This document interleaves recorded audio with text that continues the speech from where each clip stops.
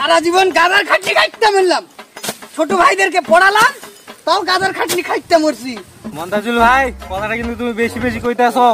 টাকা কিন্তু তুমি একাই দেওনি, টাকা কিন্তু আমিও দিছি। একটা থাপড়ে ঠিক করে দেবো। টাকা দিছিস? তুই কত টাকা দিছিস রে?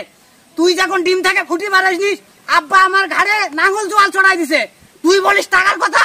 হ্যাঁ, তুমি আমার বালটা দিছো, তোরে আমি একটা একটা করে ৭৫,০০০ টাকা দিছি, আর তুমি ঘরে বসে বইয়ের লাগে লেসলে এমনি এমনি করে খাইছো। শালা ৭৫,০০০ টাকা দিছে, শালা থাপড়ে ঠিক করে দেবো রে শালা। ৭৫,০০০ টাকা দিয়ে তুই আমার বালটা দিছিস? হ্যাঁ, তোর যখন বিয়ে হয়নি সাক্ষী কে দিছে রে? আমি দিছি। আর শালা তুই কোষ আজকে যে তুই টাকা দিছিস, খুব বড় হয়ে গেছিস না শালা।